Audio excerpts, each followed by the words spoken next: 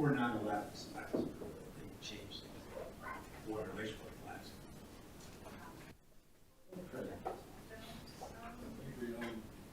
I read this over my lunch hour today. Okay. Very good. What was I saying?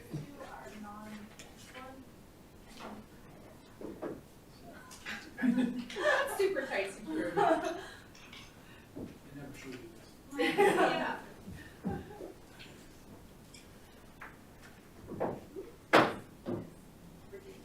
Okay, that'll take me a minute.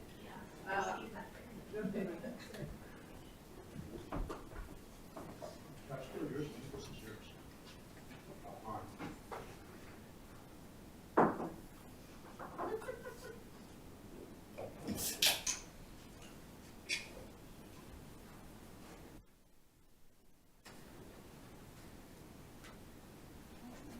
Progress there.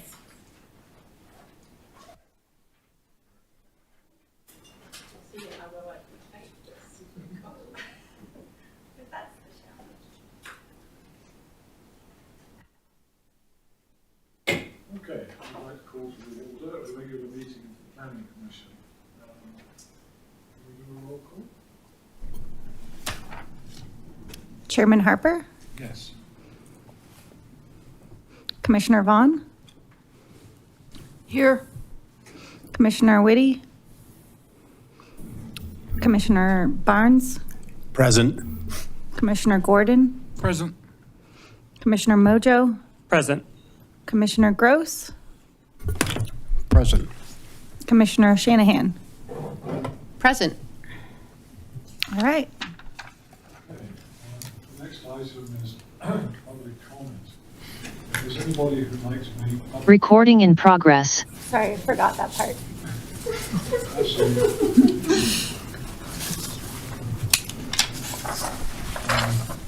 I'm confused. It's fine. We don't, I don't know. item 2, we're good. But if there's anybody who'd like to make public comment on an item that's not on the agenda, which is the comprehensive plan update, this would be your opportunity to do it. Okay, so, yes, please. If you could state your name and the town that you live in, that would be helpful. My name is Jay Slater. I live at 7482 Marshall Road. And I'd like to make a comment regarding the survey results, specifically in regards to the 76th Street Opportunity Area. My comment on that is I believe the survey results are misleading in the sense that the community was asked to comment online and at the Chili Fest and other venues where you conducted survey results on development of that property. And what was depicted in the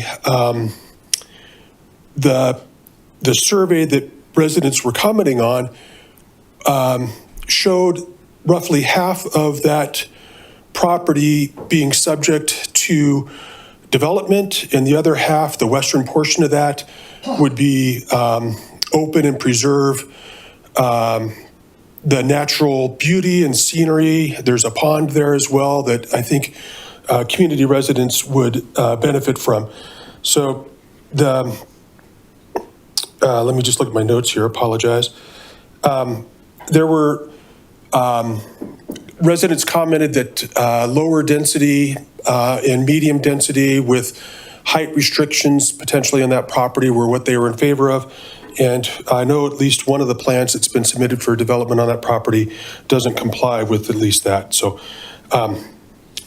that's the extent of my comments. Thank you for your comments.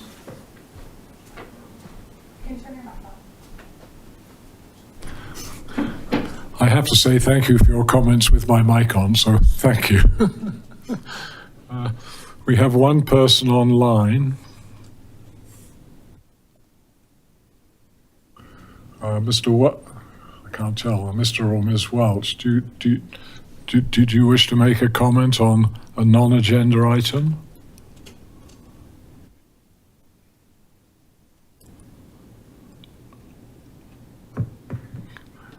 Go ahead.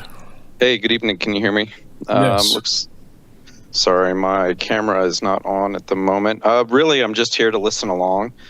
I have reviewed the draft plan. I added my comments into Shape Superior.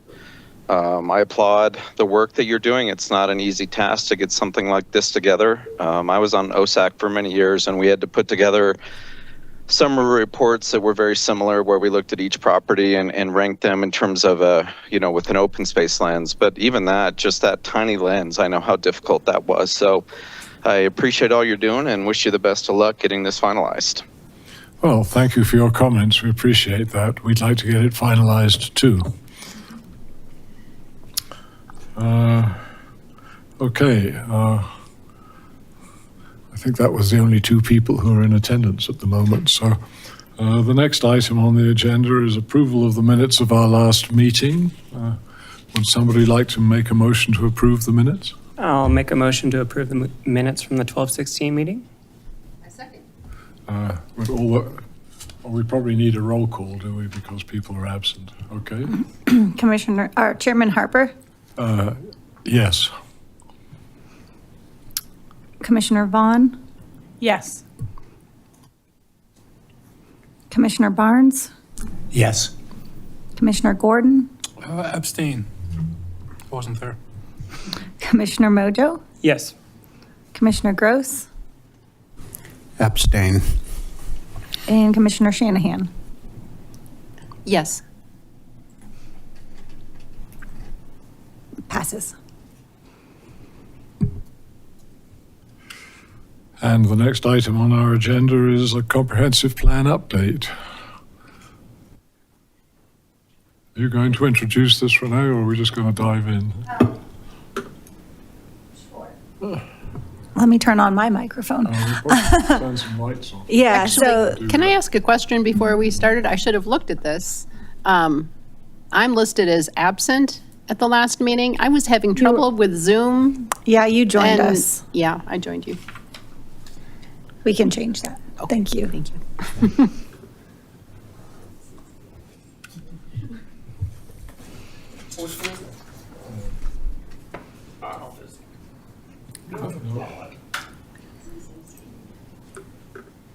Is it that one? Yeah, I that's think perfect. so, yes.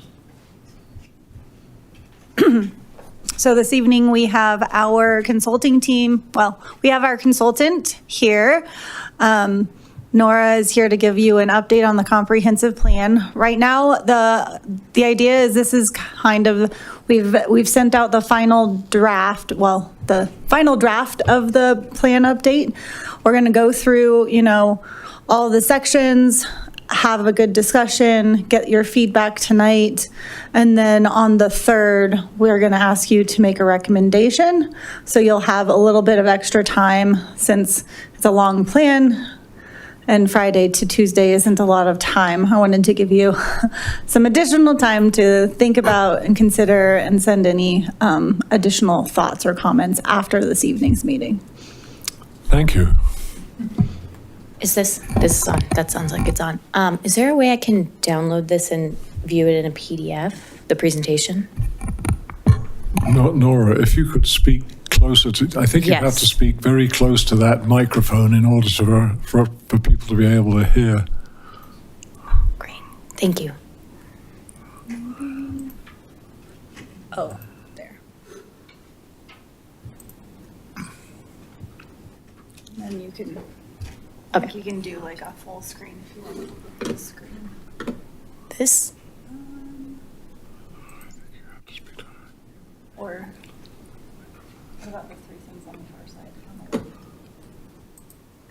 There we go. Okay, great. Thank you. Thanks, Renee. Hi, everyone. Nora Bland, Cushing Terrell. Good to see you again. We're really excited for this update and hope that you've had some time to look at the draft.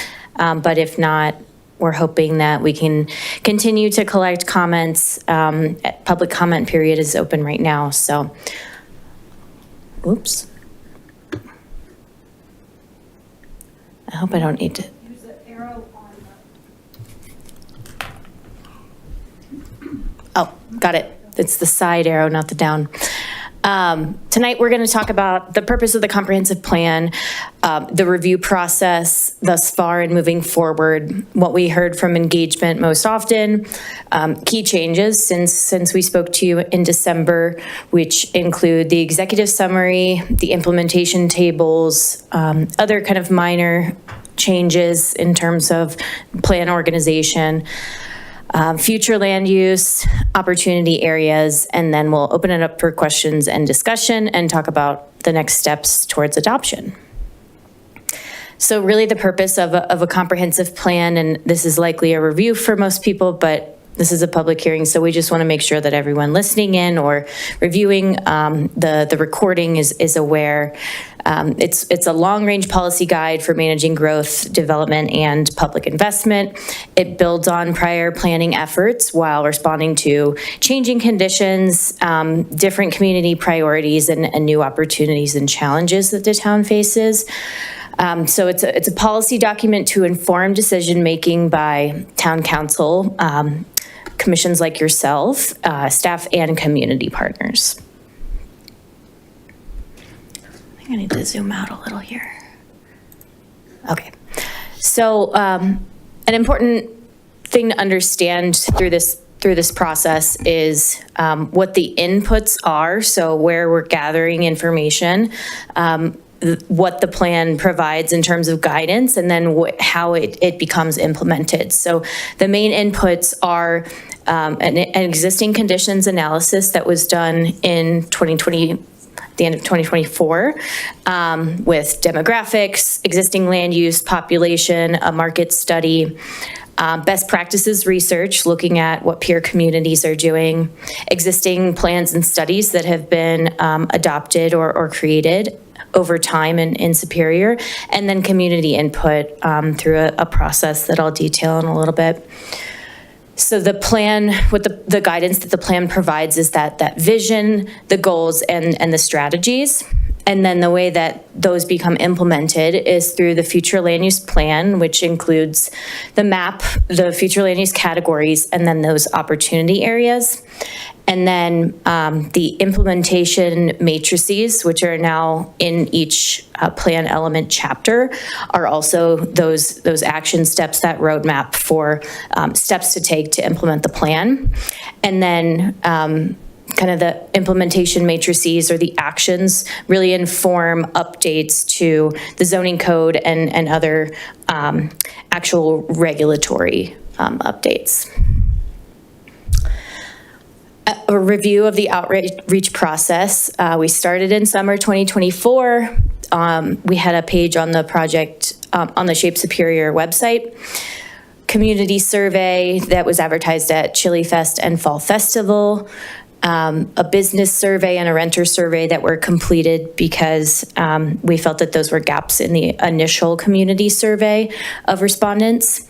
And then moving into fall and winter, we held focus group meetings and updates to various committees, and then commission and council updates.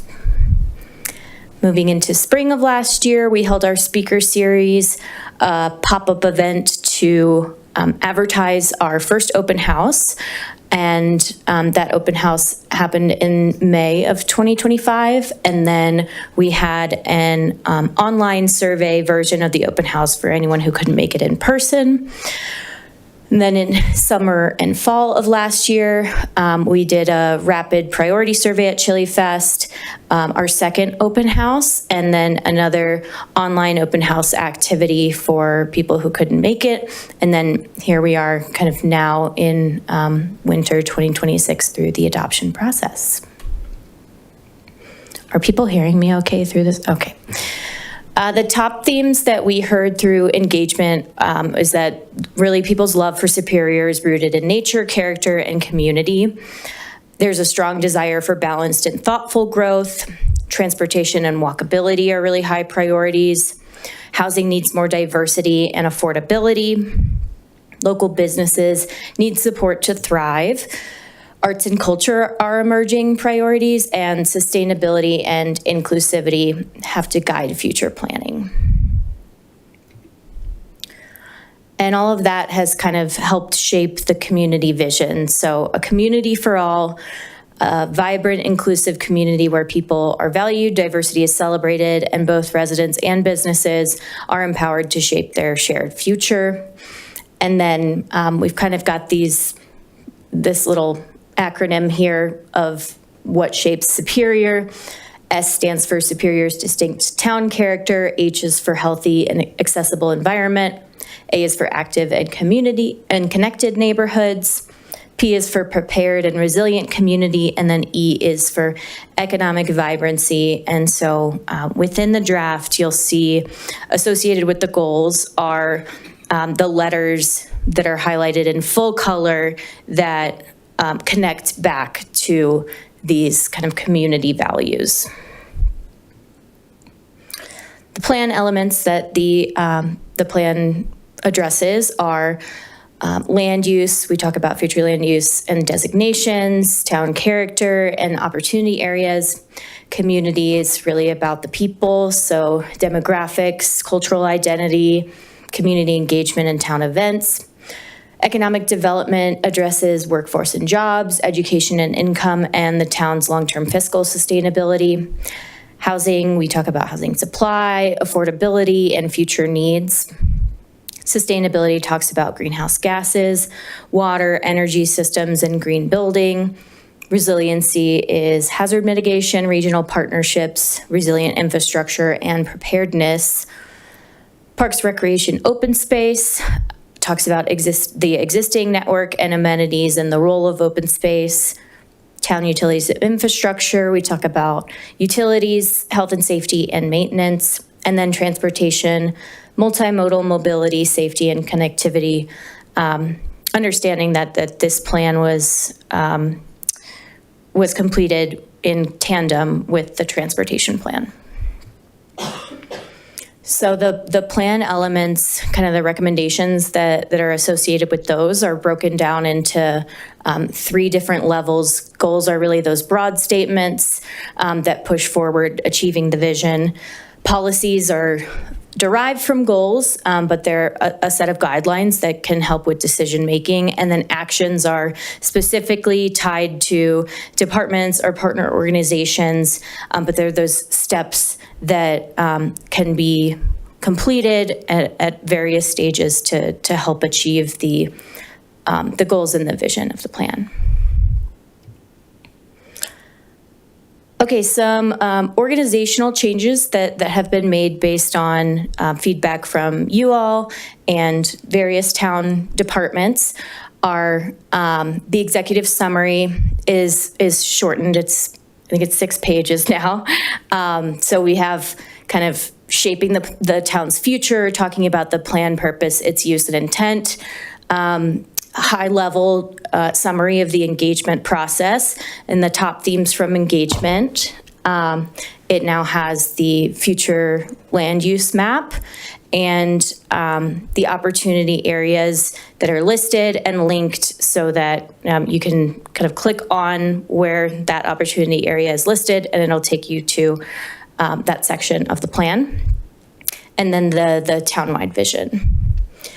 And then implementation table used to exist at the end of the plan in its own chapter, but it was pretty redundant to each individual chapter had listed the goals, policies, and actions, and then they were listed again, but they were just assigned the priority timeframe and partners in the implementation chapter. So we just brought that forward into each individual plan element chapter so that now it's all in one place and it's a lot less redundant and shorter. Other updates, again, we captured input from you all and staff. We moved content around to make it flow better. We condensed content and moved some of it to appendices. We replaced some of the more overused photos that we heard are used in a lot of different plans. We got updated photos. There were some Marshall Fire numbers in terms of rebuilding that we updated. We updated some data on numbers for parks and open space. We introduced color coding for the chapters, as you can see on the right, increased some more of the visual appeal with replacing text with graphics, and then other just minor formatting and grammatical changes. I'm going to pause, yeah. Quick question. This is going to, I mean, this is obviously available online. It's in, I looked at it, but I didn't try any interactive, see if any of it was interactive. So I was interested in your comment about if I click on, say, 1 on the future land use map, is that going to, will that take me directly to, I think it's 76th Street? No. Yes, You yeah. can- If you want to, the tab next to this one is the actual document at the top. Oh, not that one. Yeah, there it is.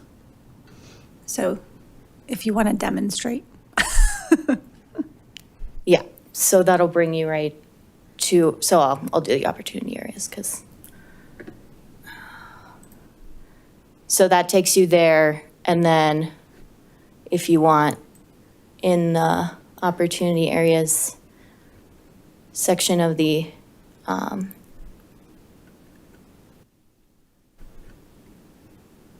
oh, I guess that got changed.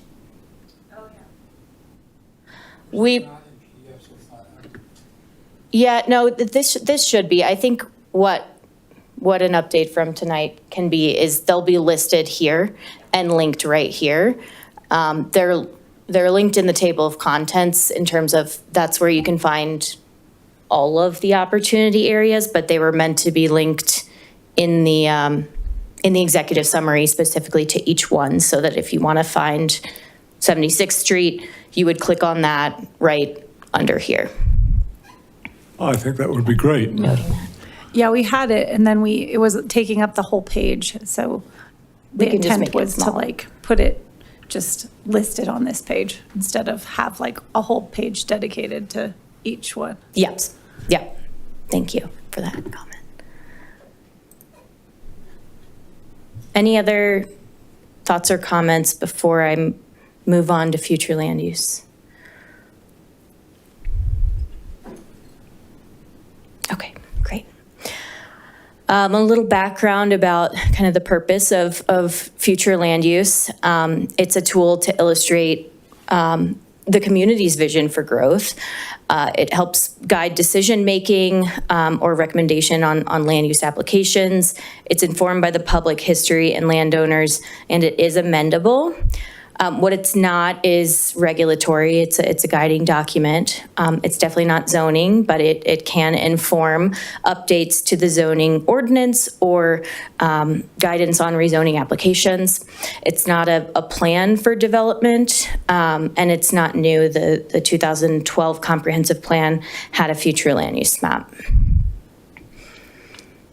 So we have our designations here. There were minor changes to these, basically just splitting out single unit residential into detached and attached, and that's really just reflecting what is an attached or detached single-family use in the town. And then I think before we had them labeled as single-family and multifamily, which we've updated to unit. Otherwise, I don't think there were any significant updates rather than, The parks.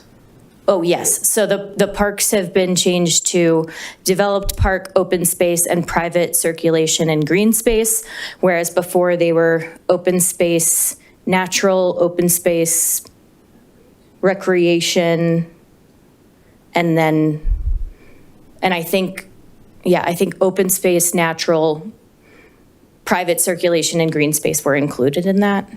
So it's, all of these changes are really just to reflect the existing conditions of these areas and not changing the future intent of areas that could be developed in the future. And private circulation would be what? It's a lot of Rock Creek Ranch. So it's HOA? Mm-hmm. Okay, got it. Yes. All right, diving into the opportunity areas, I've just got 2 slides per opportunity area, so we've kind of consolidated these from our last presentation, but 76th and Guardian, 4 parcels, 23 acres, mostly vacant, but with an approved use on the south side of the site. What we heard from the community for preferred land use was low to medium density housing, light industrial, or no scenario and no development. Recommendations here for the land use, primary is medium to multi-unit residential and light industrial, supporting a specific type of retail like a daycare.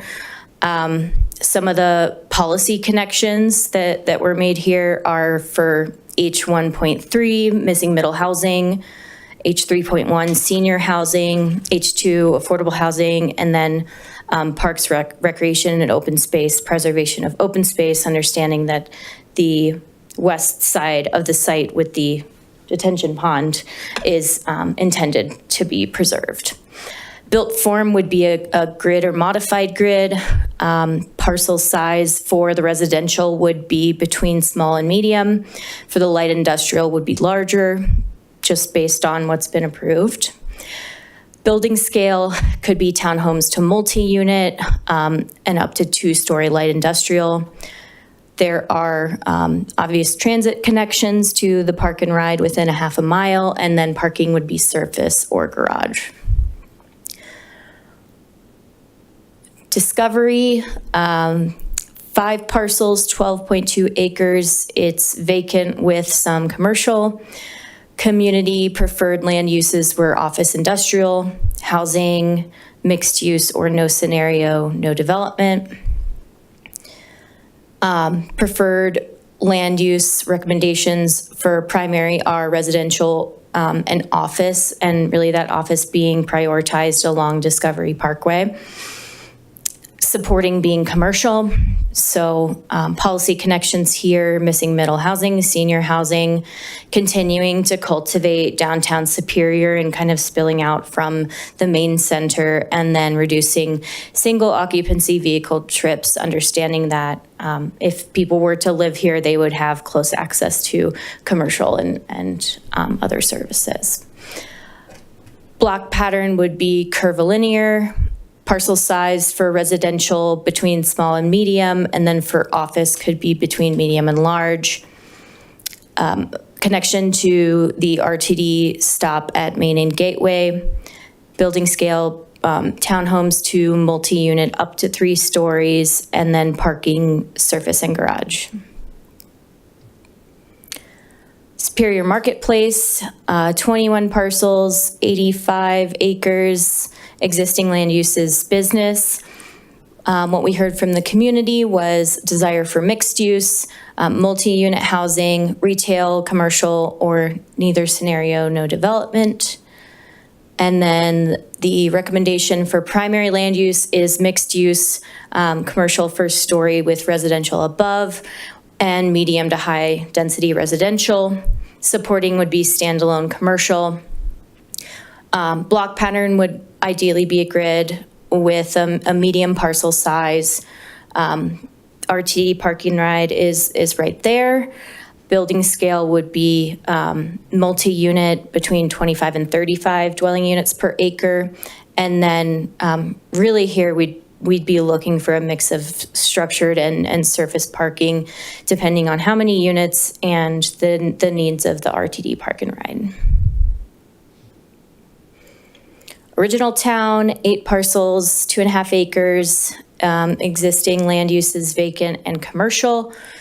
What we heard from the community was desire for housing between townhomes and medium density, mixed use, commercial, office, and no scenario, no development.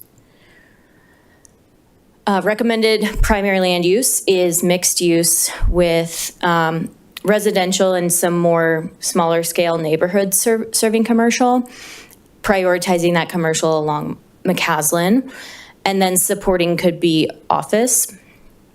Block pattern would be a grid to reflect original town, small parcel size, 3 transit stops are within a quarter mile. Building scale, it really could look like vertical or horizontal mixed use. And then for residential townhomes to multi-unit up to 3 stories. Parking could be surface, tuck under, or garage.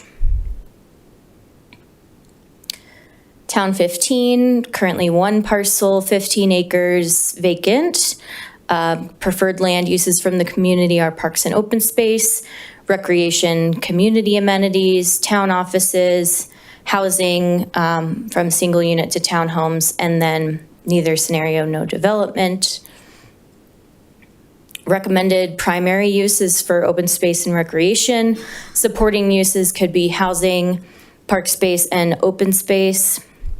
Built form block pattern would be a modified grid just based on how the shape of the site. Parcel size for residential would be small, but pretty large for recreation, think sports fields. No transit connections present. Building scale for a recreation facility up to 2 stories, and then single unit to townhomes for residential between 5 and 15 dwelling units per acre. And then parking would likely just be surface and attached garages based on that building form. Can I ask a quick question about that? Yes. How come with opportunities, it's only development? Only opportunities that are listed are for development, not protection of open space. No, that's policy connections, but if you read the draft, where you list opportunities, Oh, not this slide, but the actual draft, it doesn't list.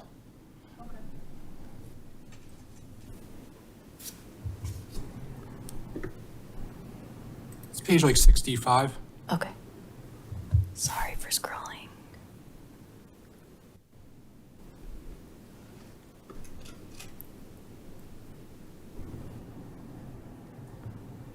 Are you looking for it in the written Yeah. part? So you're saying we should add it, because it is under the land use as the primary, but it's not listed. But I'm Do just we- saying, like, every opportunity is listed as development. An opportunity is to not develop. Same thing with Guardian property. The opportunity is not develop it. It's the opportunity to save space for open space. So you could add it as a bullet. That's what I'm saying. Under, Like, under the opportunities yeah. section. I'm I just see, saying, okay. for everything that's I'm listed, understanding. opportunities are only to develop a spot, not Right. to protect the spot. But if we have a listed land use as an open space, then we should list the opportunity as a recreation or open space. Yeah, That- or like that protected land makes use, yeah. sense. Okay, thank you. Good catch. Good catch. Yeah. Okay. No, thank you. Zaharias is 1 parcel, just over 23 acres, vacant. What we heard from the community was parks and open space, housing from low to medium density, commercial, mixed use, and neither scenario, no development. For this one, we did modify this one for the primary land use to not say low-density residential, because as one of you pointed out, I'm trying to remember who, but basically the remainder of the policy direction within the plan is not really looking at much more low-density residential development and really looking at that missing middle, medium density to higher density where it makes sense. So the primary recommendation here for land use is medium density, and then supporting could be more clustered cottage homes. Again, not in that low density residential, but more of the missing middle. Policy connections are missing middle, open space, senior housing, and connections to trails. The block pattern would be curvilinear based on the site, small to medium parcel size. There are some multimodal connections to the RTD stop at Rock Creek Parkway and 88th. And then building scale would be townhomes to multi-unit between 15 and 20 dwelling units per acre, and surface parking and attached garages. Last one, Resolute, 5 parcels, almost 6 acres vacant. what we heard from the community was hotel, retail, commercial, housing between medium and high density, parks and open space, and either scenario, no development. Recommended primary land use is mixed use with a preference for hotel and commercial, and supporting would be medium to high density residential. Policy connections here in economic development to pursue a lodging development in town, affordable housing, senior housing, and connections to trails. Built form for the block pattern would be a modified grid. Medium to large parcel size, pretty close proximity with multiple stops with transit stops within a quarter mile. Building scale could be up to 6 stories, and then a mix of surface and structured parking depending on the final uses of the site. Oh, wow, we're at the end. This is our next steps. I'm happy to go back to any section, or we can jump into the plan if there are sections in the plan that we didn't address in the presentation. But our public review period is through January 30th. It is on Shape Superior with an associated survey that allows for open-ended comments. We just ask that people provide page numbers so that we can understand what they're referencing. And then we'd be coming back on February 3rd for adoption, a town council update on the 9th, and then potential for town council adoption on February 23rd. I'll open it up to the commissioners. Okay. Who has a question for Nora? I do. Go ahead. So what makes these opportunity zones, aside from the fact that they're available to be developed, or in the case of Superior Marketplace, redeveloped? Are there incentives for developers? I think there's some policy direction within our strategies and actions to incentivize for things like affordable housing, and it's not, there's not, I think that would probably need to come in the code update, which comes after this. So this is basically just a general policy direction. These are the things that the town wants to incentivize. I think one of the pieces of feedback we got from you last time was, let's identify specific opportunity areas in the plan where we want to see affordable housing. And so that's now in the policy direction that says prioritize Superior Marketplace and 76th Street for affordable housing projects. And then, there is language in the plan that talks about incentivizing the types of development that the town wants to see in the future.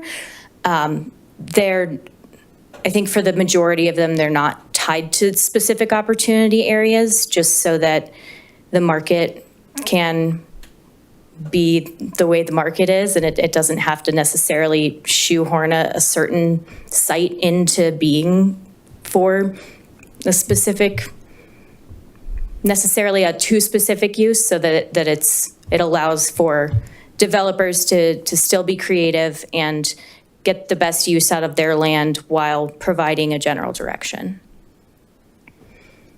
I can't remember 76th Street, but I think they were mostly opportunity areas in the 2012 plan, so They I are, think they're really just being carried forward. Huh? yes, and I want to say it's not an opportunity zone like the official designation. It's basically saying these are the remaining areas of town that can develop or redevelop. We don't want to propose whole-scale changes on single-family neighborhoods or anything like that. So it's basically saying these are the remaining 7 areas of town where development can happen. So they're really important because it has a direct correlation to the town's fiscal sustainability, for transportation implications. Like, this is where the growth will happen if it happens. And so we want to make sure that there's a plan in place and that we've gotten community feedback in terms of what the vision is for these areas. Does that make sense? And most of them are carried through from the 2012 plan. So do the actual property owners agree with these loose designations? We've spoken to the property owners. We did engagement with them in the beginning of the process, and they were really helpful to help us understand, what concepts have been attempted and failed in the past for certain sites. But it's more about how the community envisions those parcels being developed or not developed in the future. And then, but again, if a property owner decides they want to rezone their property, they still have to go through the rezoning process. Thank you. Can I ask a follow-up on that? I was kind of curious. So our recommendations for the land use for the parcels would be consistent with what the landowners have kind of said that they expect or could sell their property to do? Is that fair? So I would say the 2012 plan was pretty aspirational, and this plan has really come to terms with where the market is right now. As you can see, office is not a number one use, recommended use on any of the parcels, just based on realities and what the market study showed us. But I would say, for the most part, we haven't had any inconsistencies from conversations with the property owners and developers of those properties with what we're showing here. But that's not to say that they had a heavy hand in that, right? Like we've been balanced. It's a balancing act, but I don't think, I think what people have been talking to the planning department about hasn't been inconsistent with what we're showing here. Okay, great. So a high likelihood, if this is our aspirations for the properties, that could really come to pass. I mean, hopefully. Hopefully, yes, I know, yeah. Can I just ask a question, like, on that note, what's more important, what the property owner wants or what behooves the town overall? I think putting a plan together is what we think is best for the town, not what's going to be best for the person who owns an opportunity site. Oh, sure. If they bought it under a certain thing, I wouldn't take the input from there over what we think helps the town more, in my opinion. I think a lot of times we ask the question, people up here ask the question, what about the people who own these properties? What are they doing? Consult them. I think it's more, we put out there what we want, and then they should adjust to us as a town. I'm just, as a comment, statement, just espousing my ideas.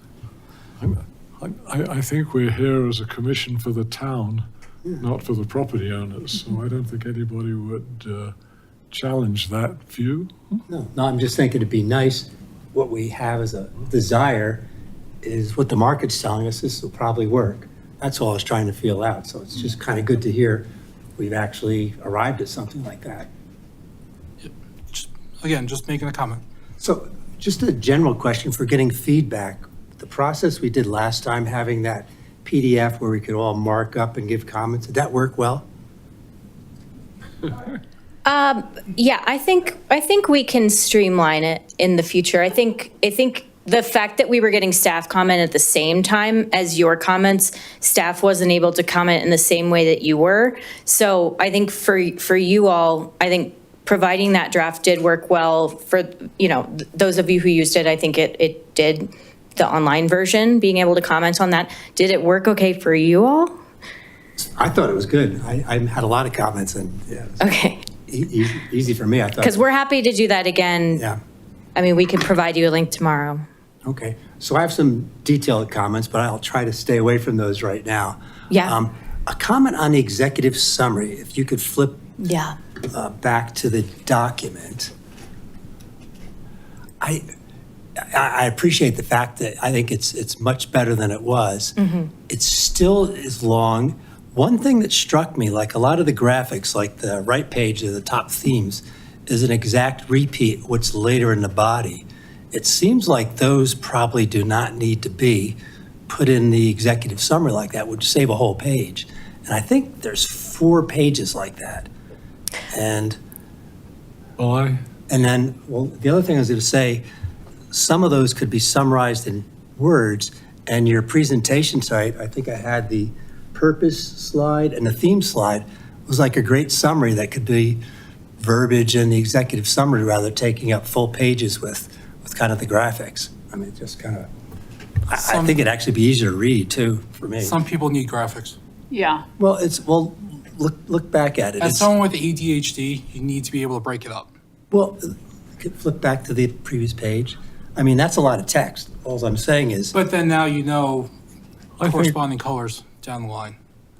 I actually liked that because I thought the top themes from the engagement and the shape superior summary, even if they're repeated later in the text, are actually some of the key things that came out of the surveys. Huh? yeah. So I thought that I recognized that they were repeated later, but I didn't think having them repeated was a problem. Huh? Or what, again, back. And I kind of like, and I didn't think, what's the executive summary is about 6 or 7 pages It's 6 now? pages now. And I thought for a 276-page document, 6 pages of executive summary. Well, the other not thing, bad. the other thing I was going to lead up to is what I liked. Usually, executive summaries, my experience is, it also has the recommendations in there. So we've got the opportunities listed, which I think is better. I think it'd be nice to just, even bullets, just list them all, which it sounds like you're listing them, but also list what the recommendation is for it.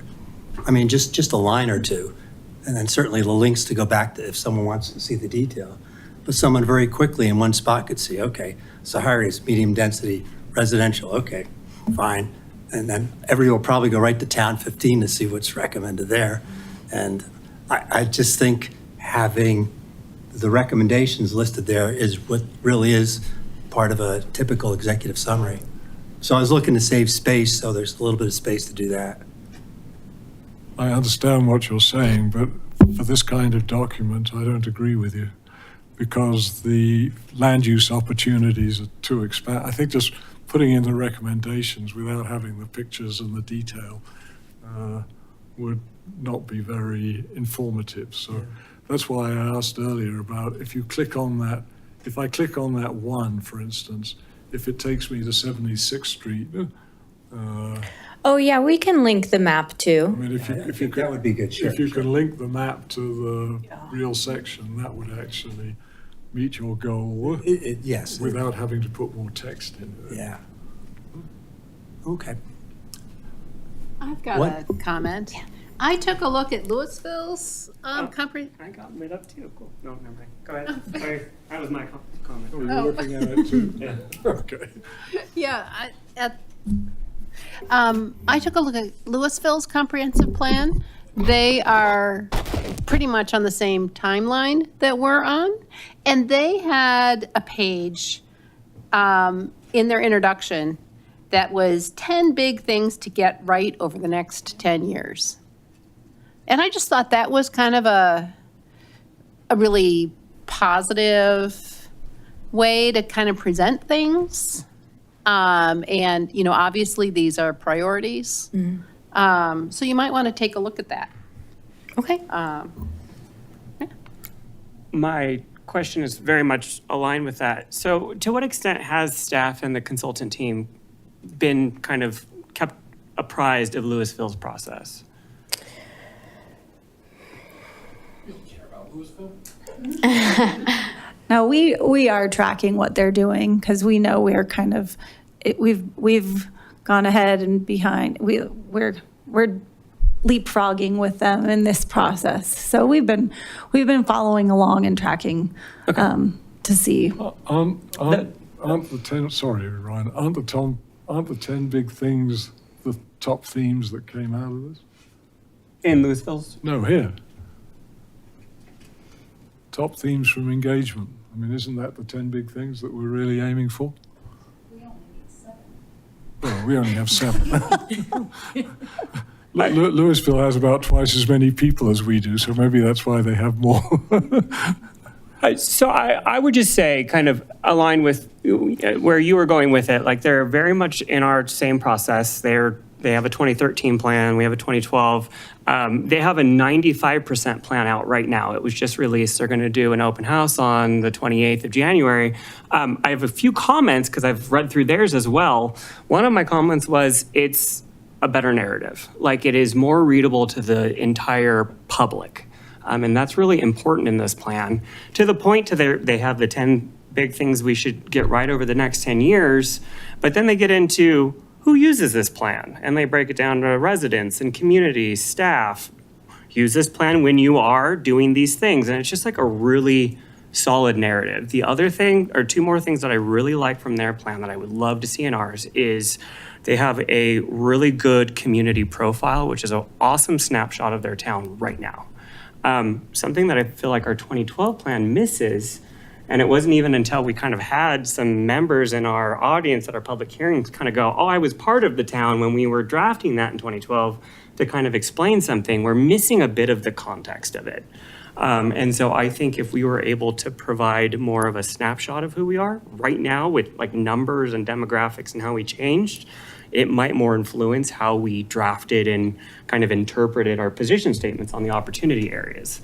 Lastly, they have 340 pages online right now. The last 200 pages are just scans of their community feedback or things that they elicited from open houses, dot exercises, scans, or I guess it's recreation of our big boards with Post-it notes. But I think they were capturing more of the true sentiment that, might provide additional context to this. So I would just say if we're comparing their plan and our plan, theirs is more comprehensive. And I think that's important to anyone that wants to read this, starting February. This is not elicited, from a chat GPT, or like it's truly them saying, hey, this is how we want you to use this plan. These are our big plans. And I think the narrative makes the big difference. So those are my comments. I don't have any questions though. Thanks. Yeah, it's like the first slide that she showed tonight, what it is, what's not. Like incorporating some more of that just for someone who picks it up and like, why do I have this? Who should use it? Yeah. Just making sure we're not trying to do like a wholesale rewrite.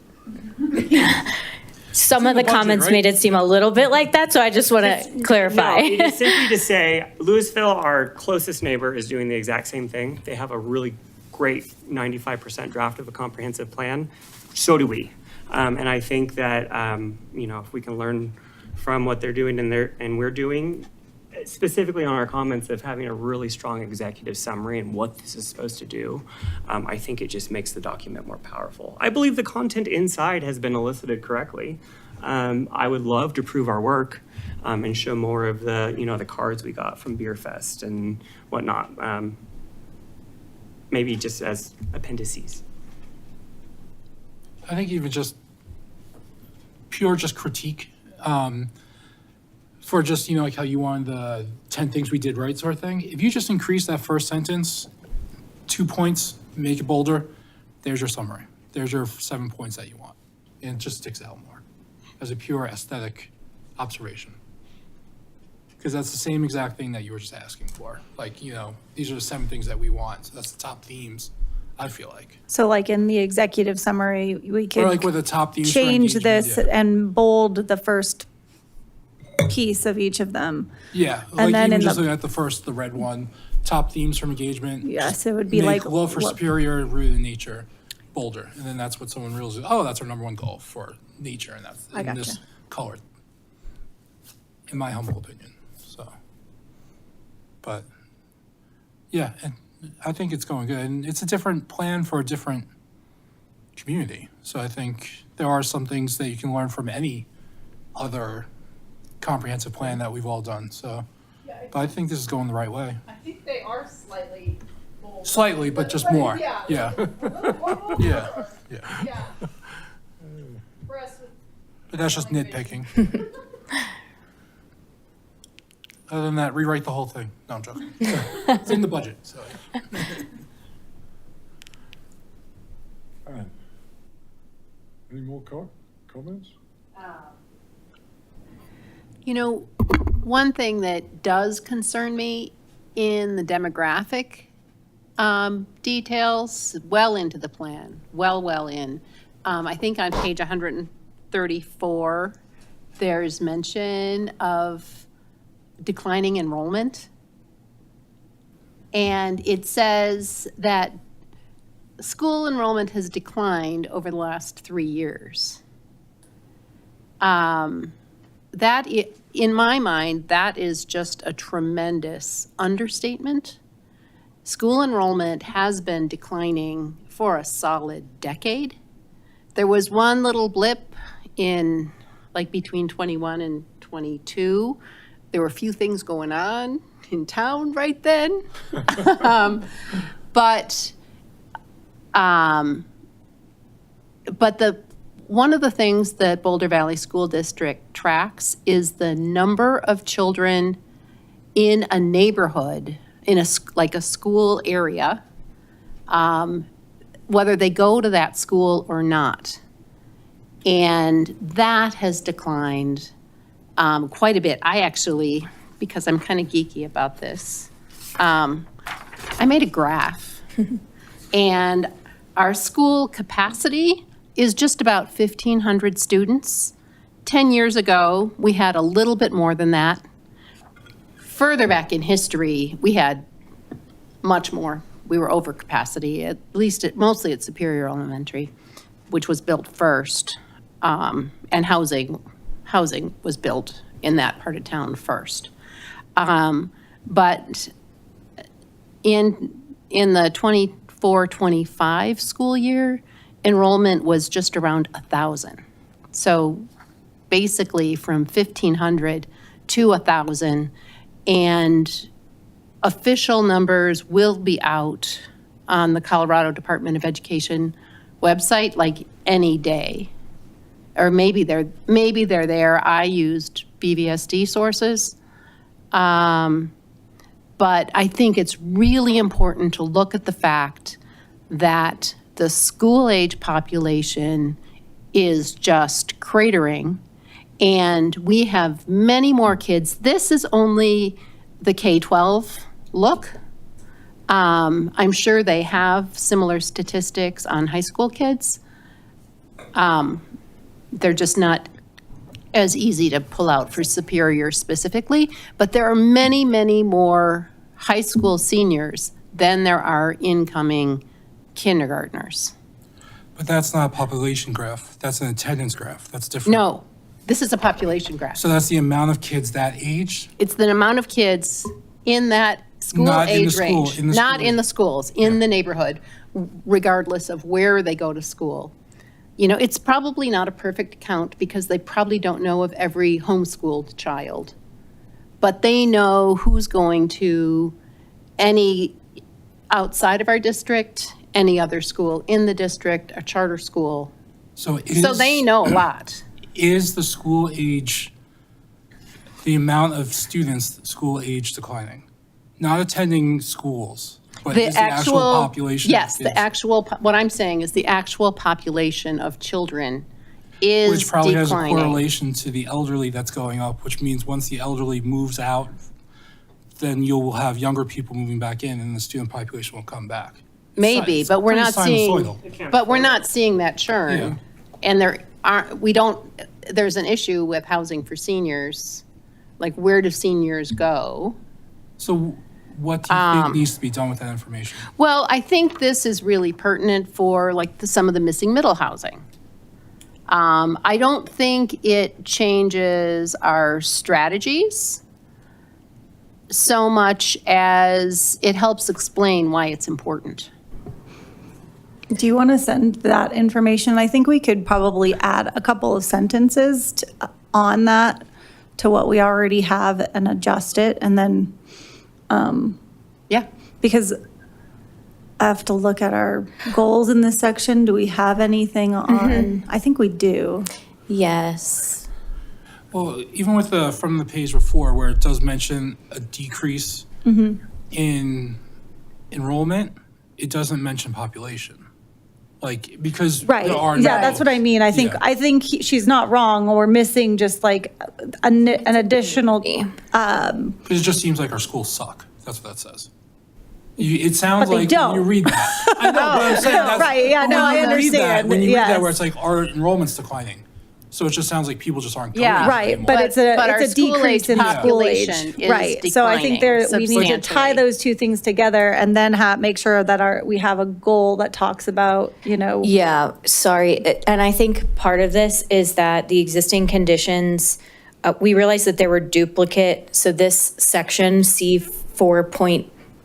Community Goal 4 was actually repeated in the town services and infrastructure because it could fit in either, right? We're talking about the people, but then we're also talking about services that the school district and the community provides. And so I think the existing conditions still lives in the town services and infrastructure, talking about school enrollment, but the goal and strategies are in communities. So what we can do is move that for the existing conditions, talking about declining school enrollment to this chapter so that it flows better and the existing conditions is directly addressing the goals.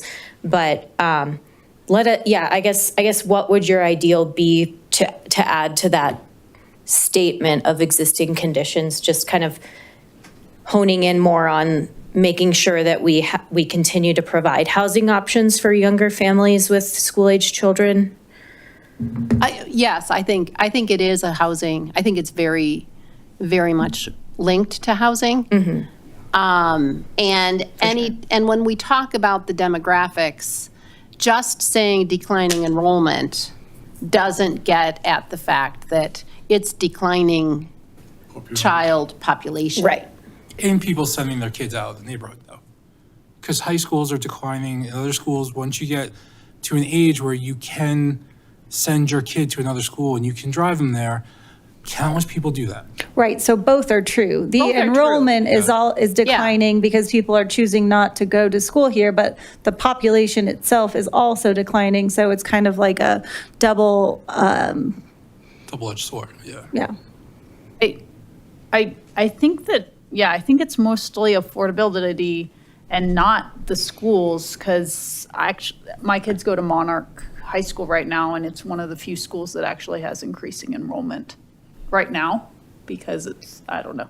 But I think the schools are doing really well, and people want to go to them, but like Superior, you can't get in unless you. Well, now you can.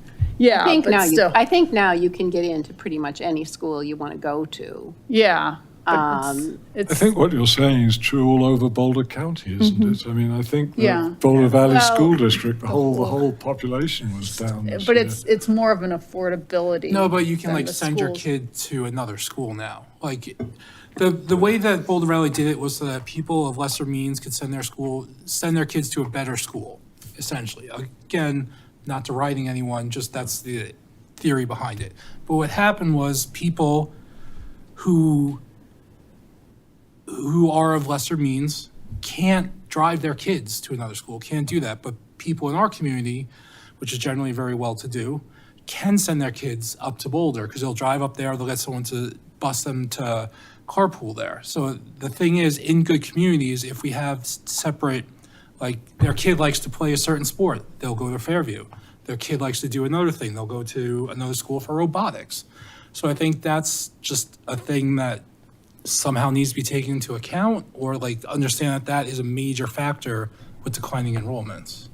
Well, the school district is going through a whole process to address declining enrollment. And one of the things that could be, the schools could well face a pretty major reorganization. There could be some consolidation.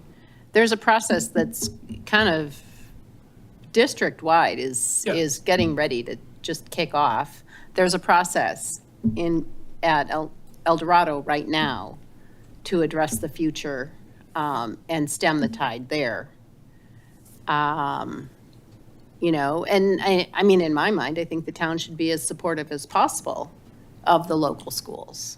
Well, yeah, no, I mean, I send my kids to local schools, I fully believe in them, but I'm just saying, like, there's certain things that, there are outside factors. It's a very multifaceted sort of problem with why people aren't sending their home schools. And then it's also just, besides declining population, the ability to send your kids out for the bet when you have a good school or a great school. And I'm like, well, my kid really likes to do this, so I'm going to send him to the best school for that. So I think it's just hard to factor that in. Yeah. Yeah, Well, but- and El Dorado will try to be the best school. Yeah, but in In like- whatever, they're gonna work on that. But they're still fighting the fact that the number of school-age kids is declining, and that is very, very closely tied to affordability in housing. We just don't really have starter homes anymore. There is none. I think if we, I think if we make the connection between the population, the school-age population declining, which I think you suggested, or was what Renee suggested we do, I think we've captured probably 70 or 80% of the reason. I think that's the big picture. And that's what we want to point to here. And, one of the goals or actions is, to maintain active, relationships with the school district and the schools themselves in the town of Superior so that we can, ensure the longevity of our education system in Superior itself, or something along those lines. We can figure out where it belongs, but I think you're right, is missing that piece, and we want to make sure that when we read it, it's above and then it's in the goals. So. Fine. Thank you. I've got no other comments. My comments are about Louisville's plan.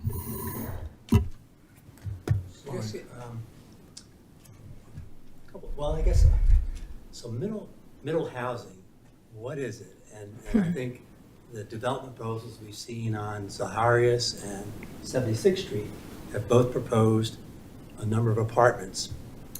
The developer or the proposer for Zaharias described his apartments as housing for the missing middle. Now, I kind of thought the missing middle, when we talked about missing middle housing, it meant primarily homes for sale. Homes or some units, housing for sale, not for rent. And so that's a question, but then even if, it strikes me, bias going back to the school thing would be, are we more likely to get more school-age children if it's homes for purchase rather than rents? I don't know the answer, but my gut reaction to that, I think so. I can start and maybe, so typically when we talk about missing middle, it is more about the size of the unit. So we're talking, you don't see as many developments that are fourplexes, sixplexes, or maybe apartment units that are larger than one bedroom or studios. So it is more of the size of the units and the size of the development. It's less about the for sale and for rent. And then another factor is, as you likely know, is the difficulty of building condominiums in Colorado. Builder's liability makes it really difficult, or basically only the big developers will do it because of insurance reasons. But it is more about the scale and less about for sale and for rent. Anything to add, Renee?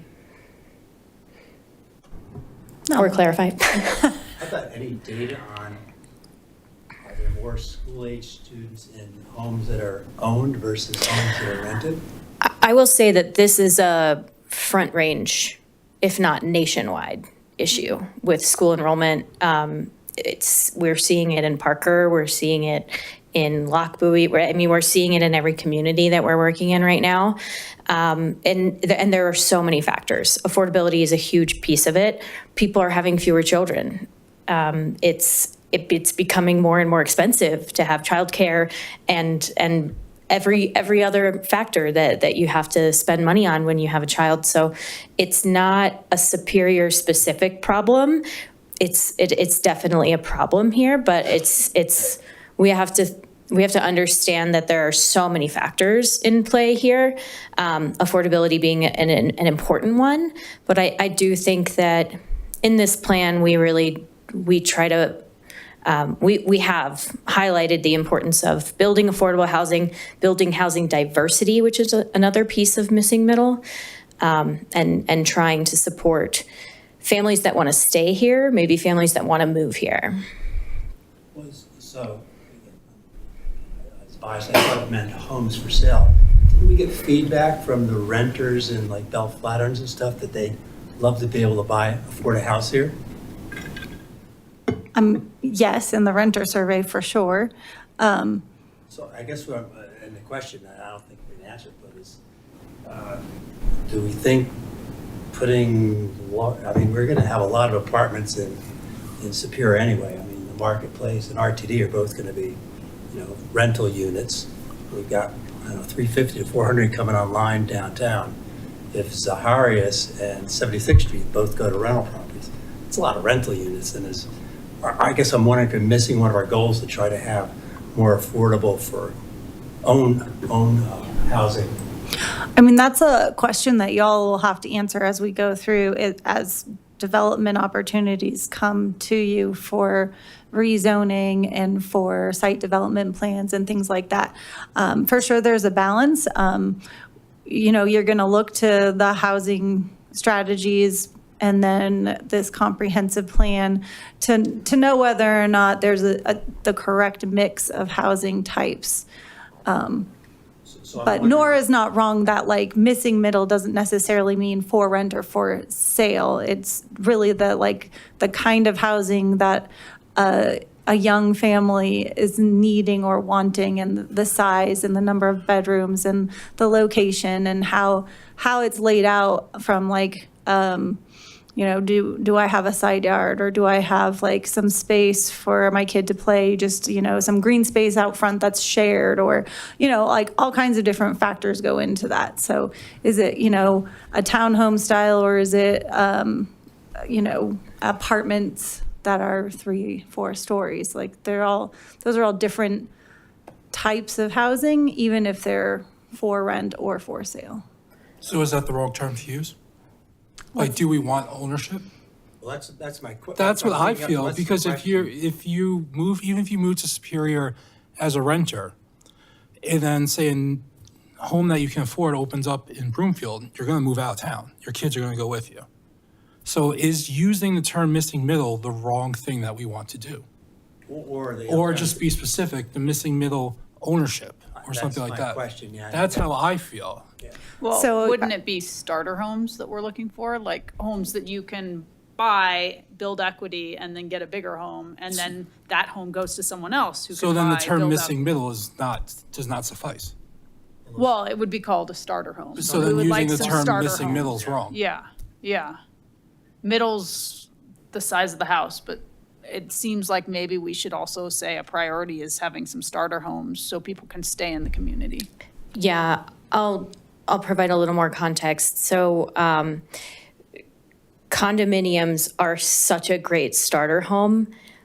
You're probably not going to get any. It's just so hard for builders to take on those insurance premiums, and that is the ideal for a starter home. You may be able to get some apartment units that after the 10 years, they can convert into condominiums. They can condominiumize the rental units into condos for ownership.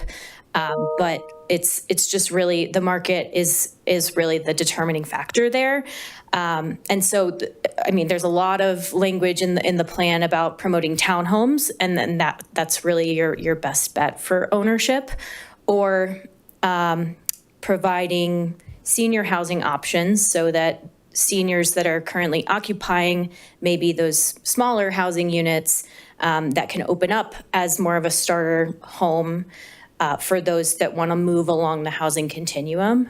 I think the importance that we want to focus on is housing diversity and then producing more to help the market level itself out and provide more options for residents. So I think I don't think we want to get tied up necessarily on terms. It's more about, at the end of the day, we promote diversity, we promote affordability, and we promote additional housing development, right? But then does that take into account a family of 4, 5, or 6? Because if you're just saying we want missing middle, then it could be, I mean, how many apartments in here can fit a family? As someone who's looked at Bell Flatirons, there's not a lot. So, and I think the other thing is, it goes back to my point before, is it for the developer or for the town? We could say what we want, and then if we have to adjust down the line, we adjust down the line, but our moonshot is starter homes. So I think that like the way we talk about housing, we include all of these things. And I think when we go to an actual development that's proposed, because we don't want to say this property should be for rent and this property should be for sale. We recognize as a town and as residents that maybe they all shouldn't be for rent, or maybe they all shouldn't be for sale, and there should be a mix for sure. So we know. I think it just comes down to the importance in this, because a lot of people like to demur to the fact of what it says in here. So should we talk about something along the lines of housing should, like Promote ownership. promote a mix of rental and for sale units, or some like. I was going to ask, why not say that our preference would be, we've got 2 large parcels where we could probably fit homes for sale, Zaharias and 76. Let's say, gee, our preference is those, because we're going to have rental units in RTD, we're going to have rental units in the marketplace. We already got another 350 coming online in downtown. That's a lot of rental units. So the thing we're probably missing is starter homes. And it just reminds me of when they were coming here talking about the development across the street, how his thing was, well, it pencils out to do this right now. It should pencil out for the town, no matter what, forever, in perpetuity. So I think one of the things is, you need people to be able to buy a place here. And like I said, people demur to the fact of what it says in here. So it's important to have it added in there that starter homes are a priority.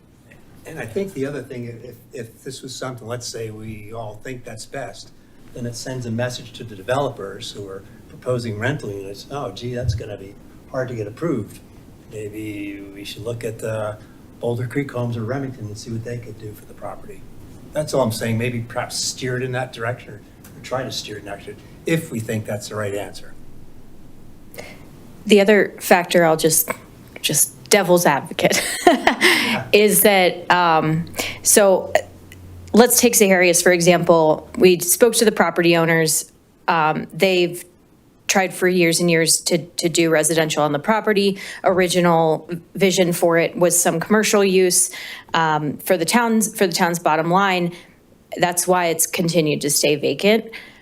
There is an opportunity for a mix of housing there that could happen now that we're recommending, okay, you know what, we understand that the market isn't going to support commercial there, particularly because there's no more interchange that's happening with Interstate 36. And so understanding that while our dream was for some commercial there, we understand now that it doesn't make sense, and no developer is going to come in and say, you know what, I'm going to spend the money for those retail or commercial tenants to fail or turn over constantly, and then have vacant commercial storefronts or a residential property that people don't want to live in because there is vacancy there, or it just remains a vacant property. And that opportunity for housing is lost because the vision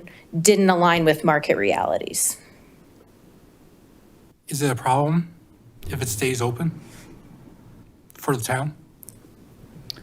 Does everything have to, do you go to a town and go, I'm really happy they developed every square inch of this? Or do you go there and you're like, oh, they waited until this was developed correctly, or oh, there's open space? Well, and that's part of what's gone into these recommendations. We've But that's what I'm looked at saying. all of those, like the market. Yeah. We've also looked at what residents want.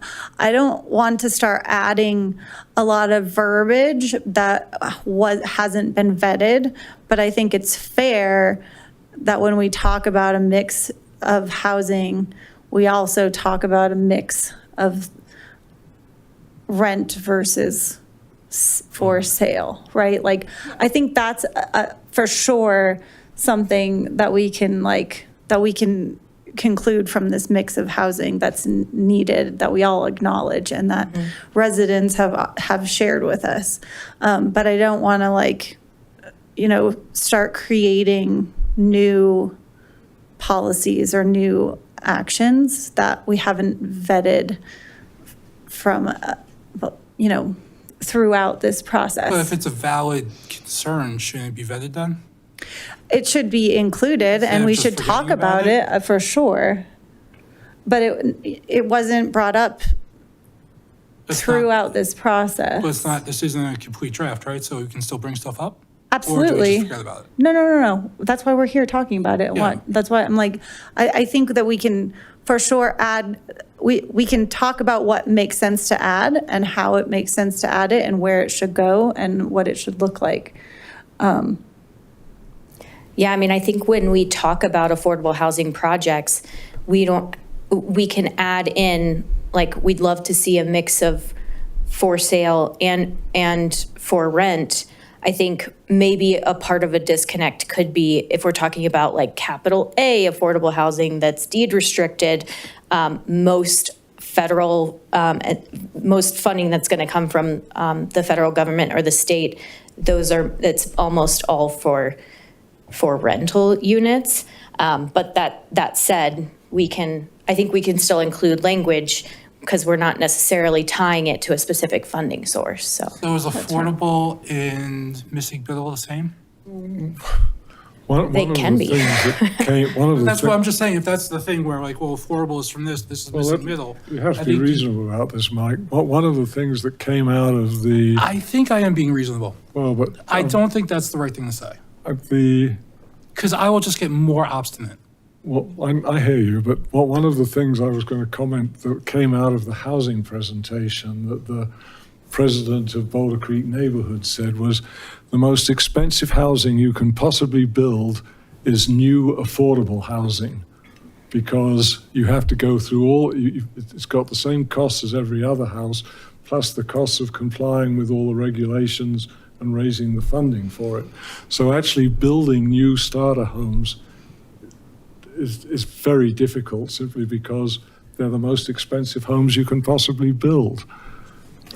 Well, no, that's difference between missing middle and affordable. That's a difference. Missing middle and affordable are different. Affordable housing are ones that are going to be subsidized and going to be multi-tenant in one facility. Let's say you start a starter home, like the house that's right behind here, that's a 1-bedroom, living room, blah, blah, blah. That's a home. That's a starter home. That's not affordable housing. That's different. Affordable housing means that you have to have all the fire codes met for multifamily living. That's different. I think what we're talking about is trying to find housing for people to move here before they've inherited their parents' money. No, I mean, I think it's a very desirable goal, but I mean, the other example I have is Boulder Creek Neighborhoods. You know, they built 51 odd houses there.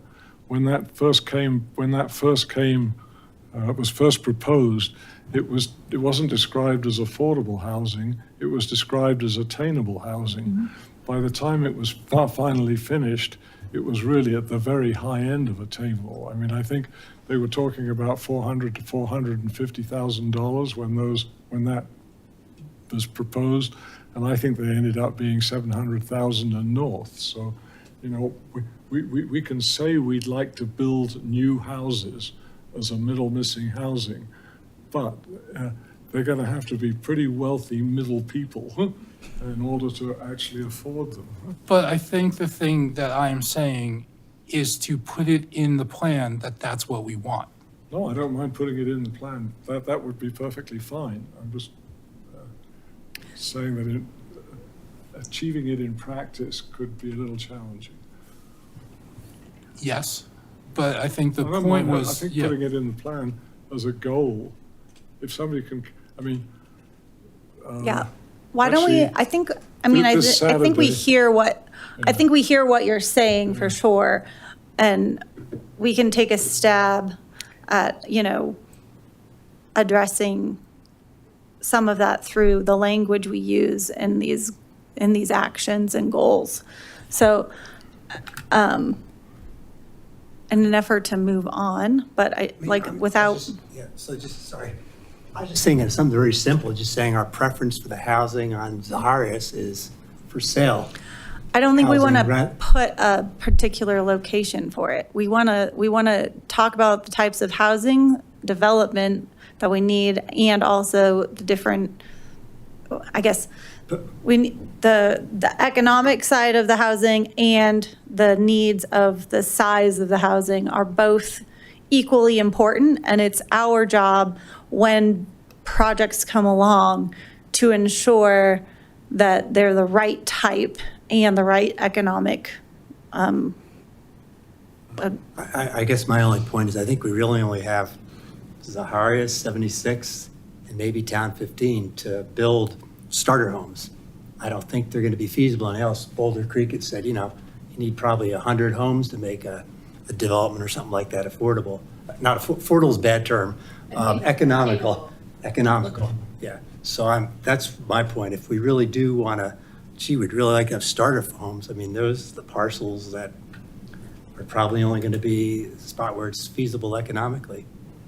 So that's my point. And I still I think understand. that is a conversation that you should have when Zaharias or 76th Street or whatever development comes, when you're talking about those. Because you'll be able to point to this and we will add something along about not just the style of home, but the, I don't know. Tenure. Tenure, thank you. I was like, there's a word for this and I can't think of it. The tenure of housing as well. Okay. Enough said. should there be definitions in this? We can include a glossary. I think that's a good idea, yeah. I was assuming affordable housing meant housing that got some sort of a subsidy to make it viable versus missing middle or starters that would be market-based, but try to build them in such a way that they're as least cost as possible. And hopefully they're really are priced like starter homes. Yep, we can do that. Well, something that would be considered a starter home doesn't necessarily have to be a single unit, does it? I mean, Correct, could it be a Duplex, duplex sure. or triplex that Sure. you purchase one unit? But that was the issue with developers. Again, I'm not backing developers or putting anything there, but I'm just saying that's the thing with the insurances are different for that sort of thing. Same thing with like rent to own or any of that. It's just the insurance of who's holding it before they're able to sell it and then once they've sold it. So that's kind of where the problem becomes for that.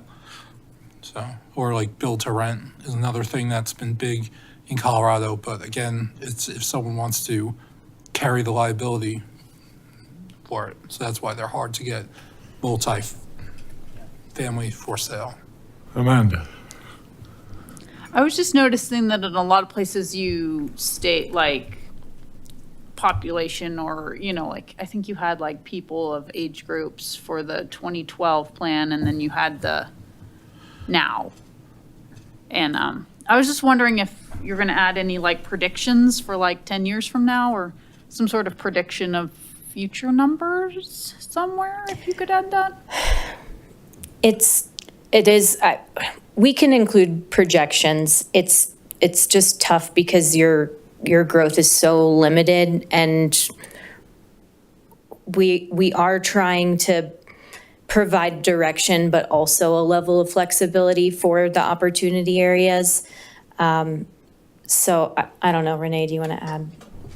Are you talking about like for population or for how, like what kind of projections? Because I mean, like we can get those numbers because the state demographer's office has projections for all communities in the state. So like, So Ryan mentioned like putting like a page of this is who we are now. And then like, I think you could just add on to this and this is who we think we'll be in 10 years and just using, you know, what's even, if we're completely built out, how big are we going to get, you know? And it could be a range. Yeah, and it could be a doesn't have to be that range. number. And do we think that our senior population is going to continue to grow at the same rate or table off? Or, I mean, I guess it would just be predictions. I just think did we that have some might of be that in the helpful executive summary? when we're trying to figure out You parcels, mean existing what we conditions? think. I mean, that's what I meant. Someone existing- that's better I than think me so, at yeah. guessing these things could come up with numbers, because I just Yeah, I guess. educated guess is what I'm looking for. And in what way would you want to use that, I guess? Like I said, he had the idea of just here we Yeah. are now, you know, here's where we were, here we are now, here's where we may be in 10 years. Mostly thing. just population based or? Or, yeah, just, Like I know demographic? you've already shown similar demographics throughout, so just building on that. So I mean, we could use that to forecast how many new school-age children we might have, a range, how much water we'll use in the future by residents. I mean, there's a whole variety of things that you use with population forecasts. I mean, Yeah. If Just, you can come up with a population forecast, I think that would be helpful because at the very beginning, you're saying that this is supposed to guide the town's thinking for 10 years. So it does make sense to try and put something in there. something reasonable. I'm not asking for everything, just something reasonable that looks at future numbers. Yeah, I mean, we included that stuff in existing conditions. I think And I staff think a pulled back on that a little range bit. would be really good, actually. Yeah. Sure. Are we going to have the existing conditions report in as an appendix? We can, it's very long. I We could know. also, if the town can link it to your website and then we can link it within the plan, that might be better just to, Like as a separate document with a link to the, okay. Yeah, that's just an idea. We could add some information about projections and then link that like in the plan. And then as part of the appendices, we could link the full narrative of the existing conditions report. yeah. Okay. I think that's super reasonable. We could do that. Yeah, and I think also it would like the people that are going to make the next comprehensive plan in 10 years will look at that and be like, they thought this was going to happen, but it didn't. This happened. And then they can adjust accordingly. The Louisville plan, the Appendix D, is the future residential growth estimate methodology, and they kind of walk themselves through how they came to all of it. So I think it does set a nice context. This is what we thought was going to happen in 2012. Here we are in 2024. Doesn't quite. We had to build that over that. So like it just kind of helps us to make better decisions. We're planning no more fires. No COVID, no fires, no floods. David, There are times when I'm really glad we live in the middle of the country. Projections link. Are you asking for a comment? yes, but not necessarily. Well, I think the desire for. Call it an opportunity. Yeah, well, this is a great discussion. The desire for attainable housing or missing middle or housing diversity, these are all wonderful goals, but we are constrained by the costs of land in Superior and the cost of construction. If anything in recent history qualifies as this type of housing, it would be the Rogers Farm development. And when I was looking to move here 3 years ago, those houses were $650,000. And I'm sure they're a lot more expensive than that now. So I don't know how we codify this. All we can really do is encourage the property owners and the developers to work towards that goal. That's all we can do. Absolutely, yeah. You would have thought wee cottages would come with a wee price tag. Well, originally it wasn't a wee price tag, but it was a modest or a more modest price tag. Okay. Does anybody want to make any more suggestions? Nobody wants me to. Okay. Well, thank you, Nora. Thank you for the presentation. I hope our comments have been helpful. I think so. Yeah. Speaking for myself, I really like this. I really like this revision a lot. I thought including more information about. When I first saw it, I had Mike's reaction to it, and then I thought, no, I mean it's quite proper to put the themes and the shape and in the executive summary, because that's what you started off by trying to dig out. My own feeling about the area that I've always been most interested in is the opportunity areas, because that was where I felt that we could the most difference could be made, if you like. I mean, we have 40% open space. There's not much opportunity to add more open space. We have lots of trails. There are opportunities to add more trails, but I don't think they're going to make a huge difference to the town. Nothing like what the development on the opportunity areas makes. And I need to look more at the details on the opportunity, but my first impression is that actually each opportunity area pretty much allows almost anything, which was true of the 2012 plan as well. I mean, you have a primary use for each area, but then you have a supporting use for each area. And I'm sure that if a developer came in and said, oh, well, this meets the supporting use, we would probably feel that that was an okay activity, even if it wasn't a primary use. So I think having a primary use is good. I think having supporting uses which allow flexibility for what the developers can do in that area is actually very helpful too. So I kind of like that. I mean, I agree with Mike's comments that one of the things I've always felt was that the downtown Superior, they have design standards over there for what the buildings have to look like, for how high they can be. It would actually be quite helpful to try and develop some of those for these sites, which would really go to your point. Garrett, who came into the town council meeting last Monday, was it really yesterday? Was the week? Last week ago, wasn't it? Came in and presented this concept plan that said, oh, by the way, we have 350 units for Zaharias, and they're almost all going to be affordable at one level or another. They obviously thought that making these units affordable was the key to success for getting approval for their concept plan. And actually it got shot down completely on the grounds that 700 additional cars would overwhelm 88th Street. You know, if they'd been told that ahead of time, they probably wouldn't have wasted their time putting that concept plan together.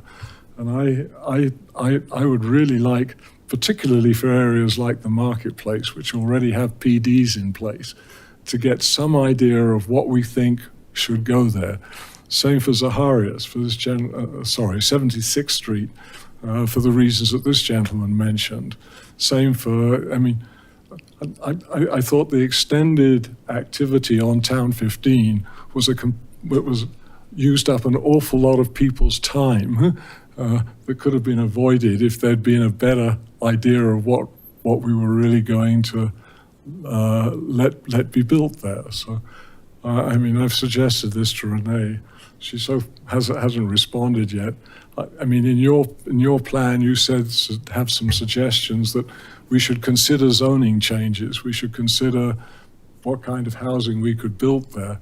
I think it would be quite useful for the Planning Commission to start thinking about, okay, what do we think, or what would we recommend to the council for 76th Street, what would we recommend to the council for Zaharias? I mean, could we have some of those discussions ahead of time so that when developers are coming and talking to the planning department about, okay, what can we do there? They're not basically working in the dark. I don't know whether anybody else thinks this is a useful idea or whether it would just be too contentious to make it work. But Well, that's the difference between codes and plans, though. And that's the difference between a code and a plan, though. Because like if you have your zoning, and the reason why you say like it may require future zoning changes, because that could have happened in the 10 years that this plan has existed. So like you can't list, these are what the things now. You would have made a zoning change to make that on a separate Yes. thing. No, I mean, So I mean, that's why you can't include them together. okay. Anyway, so, but as I say, I thought overall, I thought this version of the plan was a big improvement on the last version. And I mean, I concentrated on the opportunity areas, but actually I found once I got through those, I started looking at the statistics you have. I thought one of the most interesting pieces of the whole plan was the appendix where you summarize the comments from the various commercial properties in the town. I mean, I thought they were much more positive than I expected them to be, which I thought was great. So, I mean, I hope you'll take our comments tonight into consideration. But I mean, thank you for all the work you've done on it since the last iteration. I mean, I really think that's great.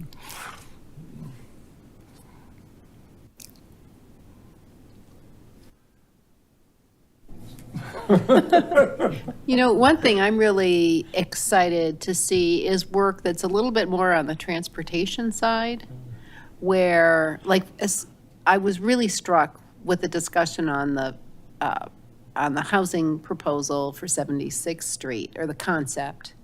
And it had nothing about pedestrian and bike access.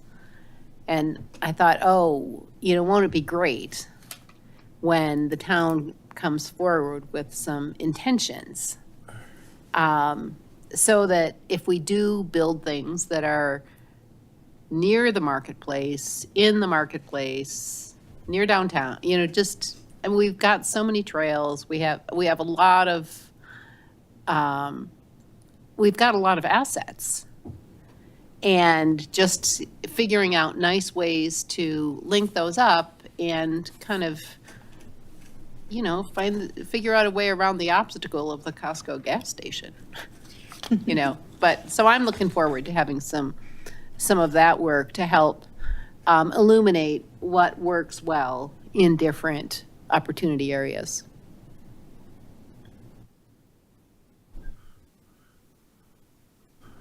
Are we ready to let Nora go home? I'm good, yes. You're good?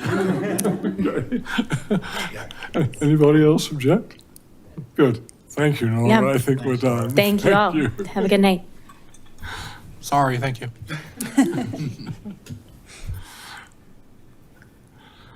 Okay, new business. Let's see, we've had the comprehensive plan updates. Any other updates?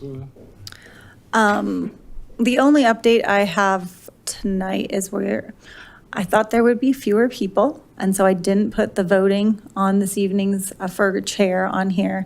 We do need to vote for chair and vice chair. We'll do that the next meeting because I didn't add it to this evening's meeting. So everyone come back on the 3rd, please. Also on the 3rd, we have, we're going to vote on the final draft version of recommendation to council on the plan.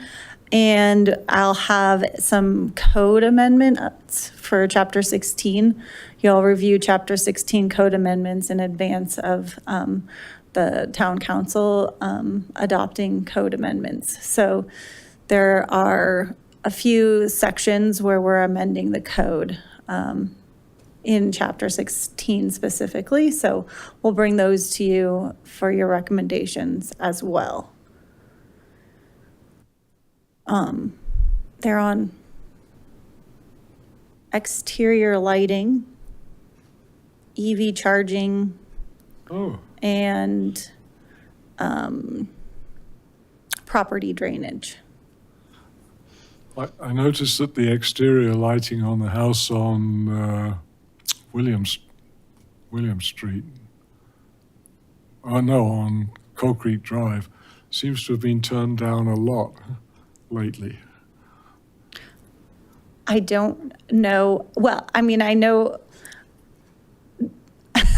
I know what you're talking about. I think that it was, I don't know if it was during construction it was different or if they reset their timers to be, because No, I mean, Mike and I drive by it every time we come down here, and I just noticed driving by it tonight that it seemed a lot less bright than it did earlier in the month.